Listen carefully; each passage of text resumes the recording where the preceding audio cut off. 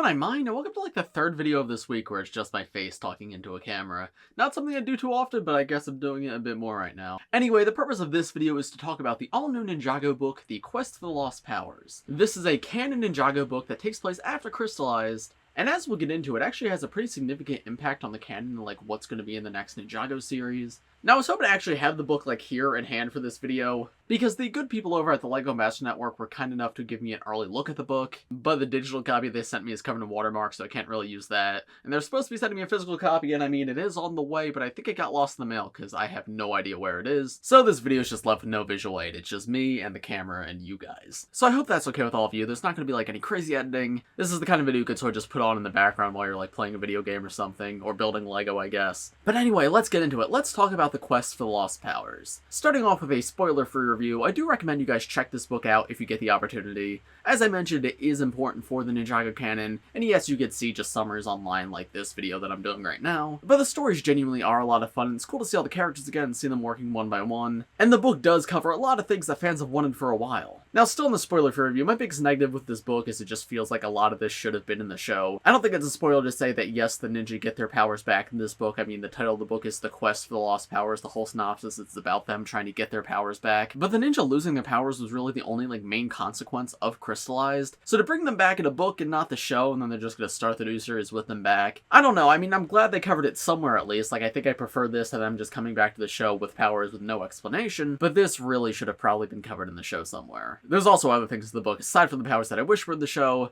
but I'll get into that in the spoiler category. But yeah, my non-spoiler review is, while it's not perfect, I do find the book to be a lot of fun, and I do recommend people check it out and read it. But now getting into spoilers. So this book is divided up into 4 parts, one for each of the main 4 ninja, of course, Kai, Zane, Cole, and Jay. The book's written by 2 different authors, each of them wrote 2 stories, and I have very, very different opinions about each one. I'll go through each of them, but right off the bat, I thought Kai's was alright, not my favorite, not my least favorite. Zane's was fantastic, Cole's was fantastic, and then Jay's was easily my least favorite. I thought it was just not that great. So I think I'll start with a quick synopsis of each story and then go into my thoughts. With the Kai story, Kai starts out by being very depressed. He's just sort of hanging out with Skylar all the time, just sort of moping around, and she's trying to encourage him to like get up, get going again. He eventually learns that Firefang from season 11 of Ninjago is still alive, so he goes to seek it out and track it down because of course Firefang was brought alive by the fire elemental power. So he's convinced that if he takes it down, he will get his power back. And Skylar's like, okay, cool, bro, I'll help you. But then Kai sort of lashes out at her, and he's like, no, I need to do this on my own. It's about me discovering my elemental power. I gotta do this without you. But then he goes, tracks down Firefang. There's like a cult worshipping it. It's a very fun little adventure. But then he's getting overpowered and realizes he can't do it on his own. And then Skylar, bless her heart, comes in, helps save the day. Kai realizes that, yes, it's okay to accept help from Skylar. And then him realizing that, like, oh, it's okay to rely on others, that helps him, like, re-unlock his true potential, and then he gets his fire powers back. And then the chapter sort of ends with Kai and Skylar driving off into the sunset, with the implication that, like, they're gonna take their relationship seriously from now on. So yeah, overall, this one, I don't know, I thought it was fine. I did find the actual adventure very fun. I think, like, for kids especially, this is probably the best story in the book, because, like, the 2 really good stories are maybe not the most fun, but they're also really well written. But this is at the very least a fun story. Kai's characterization, I don't know how I feel about, because he is pretty rude to Skylar, and I mean, that is part of his personality, but yeah, it's just not the best look for him. Skylar, though, was fantastic in the story, and it was really cool just to see a story about Kai and Skylar, because of course my biggest criticism of them has always been that they just don't get to interact enough in the show, and we got a little bit in Crystalized, but this story did really seem to be building off what they set up in Crystalized. However, again, I wish it was a more positive experience between the 2 of them, and half the story wasn't Kai just being kind of mean to Skylar. Firefang was cool to see again. Did I need to see Firefang again? No, but I guess it was cool. And Firefang being alive implies that Char might be alive, so I don't know, that's cool to think about. I don't know, what else is there to say on this story? Like, I had fun with it, and it's about what I'd expect from a kid's book, but it's nothing all too exceptional.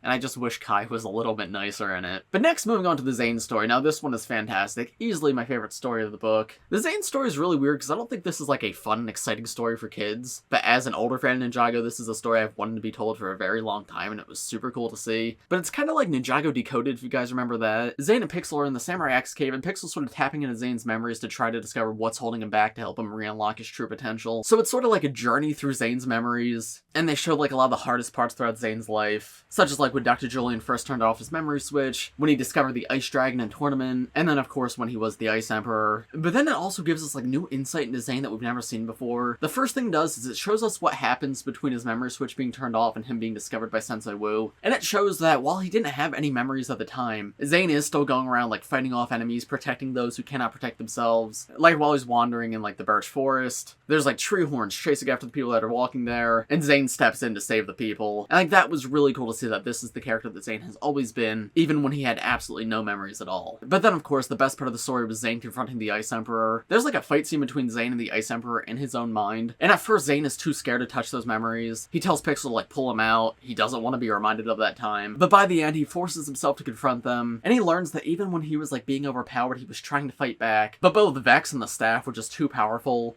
and his mind was trapped in there. But the person who was doing all that wasn't Zane, it was Vex. I think it was just actually a very mature story that was so nice to see. Now, in terms of my thoughts, again, this is something that should have been in the show years ago. Like, Zane should have had this fallout in the show. They do kind of justify it here, saying like, oh, Zane shoved these memories to the back of his mind. He did not want to acknowledge them, which makes sense. I mean, it's traumatic that he did all these horrible things to people as the Ice Emperor. So it was really cool to see them finally confront it, even if it was in the book. Would I preferred it in the show? Yes. But honestly, I feel like it's too late for it to be covered in the show. It should have been covered either at the end of Secrets of Forbidden Spinjitzu or at the beginning of Prime Empire. At this point, I feel like it's too late to cover it in the show, so I'm glad at the very least it was covered somewhere. But yeah, I just think this was a fantastic story all around. It was so cool to see them address things that fans wanted them to address for years. So cool to just learn more about Zane. I think this is just genuinely super well written. It would have fit perfectly in the show. So yeah, I really don't think I'd be happier with it. Next, moving on to the Cole story. The Cole story is odd because it's very like low-key. Like nothing all too crazy happens. He's not fighting this big villain like Kai is. No, instead Cole is out working on a farm.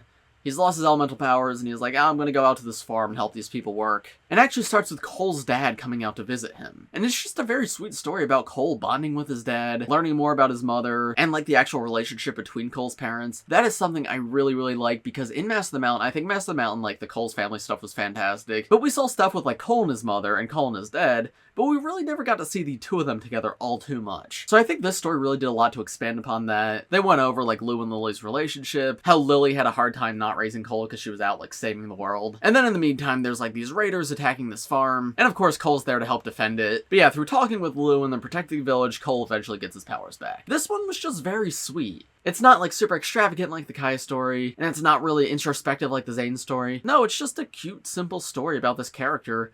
But I think it's perfect. I don't need this big extravagant thing, because this is something I feel like doesn't really need to be in the show. This is the one story where I'm like, I don't mind that this wasn't in the show, because all this does is provide additional context. And I think it's great even without the context of Cole getting his powers back. Like, yeah, it's cool he gets them back at the end, but I just thought it was a really sweet story all around, and the writer did a fantastic job. I was just smiling by the end when I was finished reading it. It was just really nice. Also, one very minor thing that I think is really cool, they canonized one of the classic ninja minifigures. There's illustrations in the book, which I guess I didn't mention yet. They are fantastic, by the way. But yeah, there's illustrations all throughout the book, which are great. And like the leader of like the raiders who are attacking the farm in the book, they use one of the classic ninja samurai minifigures. I'll put a picture on screen of what minifigure that is. So despite that minifigure being what, like 20, 30 years old at this point, that minifigure is now canon to Ninjago, which is super cool. I'm really glad they did that. And then now finally moving to the J story. I don't even know what to say about this one. I was disappointed, to say the least. It's just I guess the best way to describe it is I feel like things in the story just happen to happen for no reason. Like, I don't know, I've always been taught that like the structure of a story is not supposed to be thing happens and then thing happens. It should be thing happens so then thing happens. But yeah, that's not the case of this story. This story, things just happen for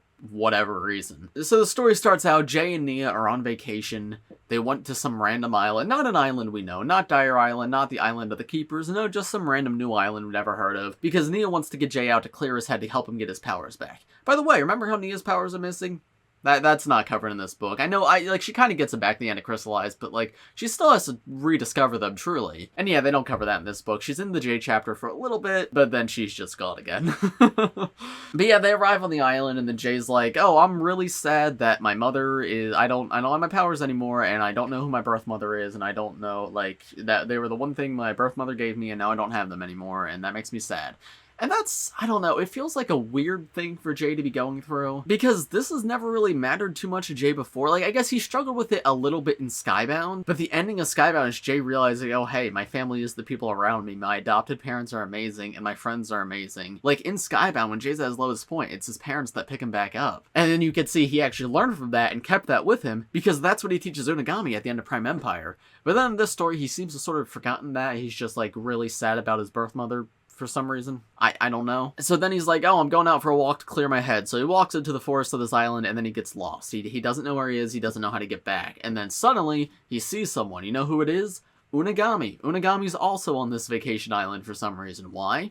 I don't know. Unagami just happens to be there. So then Unagami and Jay are walking around, and like Jay's all sad about not having his powers and not having a mom, except he does have a mom, but she's an adopted mom, and that doesn't matter right now to him, I guess. And Unagami's like trying to cheer him up, and I will say one positive I will give this story is I do find the dynamic between Jay and Unagami very fun. And when I say Unagami, I mean like child Unagami, like the canon Unagami that we have right now. Yeah, he's in the story. But yeah, they're just wandering around together, and then they find like this ruin shaped like a lightning bolt, and I'm like, oh, that's weird. Is like, are we gonna learn about Jay's mom here on this random island?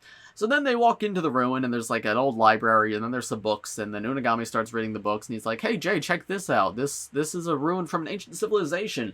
And in this ancient civilization, they raised their kids as a group. They didn't have, like, two parents. Like, the entire civilization raised the kids. And Jay's like, oh, whoa, that's really cool. Wow, I guess that's what happened to me, too. I was raised by my adopted parents and my friends, and I got my powers back now.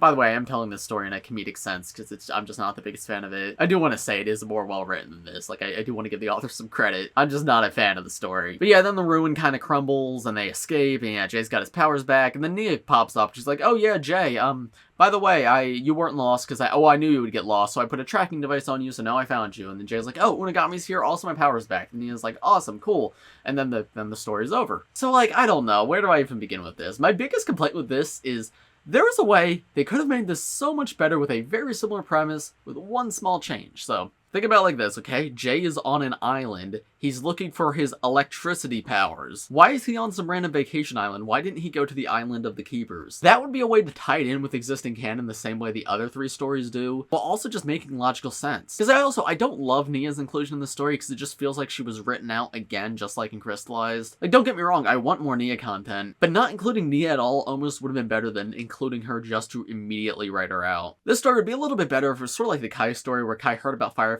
and he's like, oh, hey, that might be my power, so I should go track that down and learn about my power. I think it would make more sense if Jay was like, oh, you know what, those keepers, they worship lightning, so maybe they know something about my power. So then he goes out to visit the keepers on his own, and then when he meets the keepers, they're like, oh, hey, you're sad about your mother? Well, you know, we don't have parents in our civilization. And then he learns the same lesson from a tribe on an island that he did in this story. It just makes more sense in the canon. I don't know, that's just me. But even still, I think the whole parent thing is, it's just redundant and not, like, it feels very out of character for Jay. As I said, the dynamic between Jay and Unagami is very fun, but that's about all I can give this story. And of course, the illustrations are great. I love the illustrations. But yeah, I just feel like things happen just to happen, and there was no, like, logical through line throughout the story, so I just was not the biggest fan of that one. So I guess to wrap things up overall, what's my general opinion of the book as a whole? I did like it overall. The stories were a mixed bag, and I do wish Jay's and Kai's were a little bit better, but Jay's is the only one where I have, like, major criticisms. I do think it's a bit weird that their powers are coming back in the book rather than the show. It really should have been the show. But if we accept that premise that, hey, the powers come back in the book, I think this book is pretty good for what it is.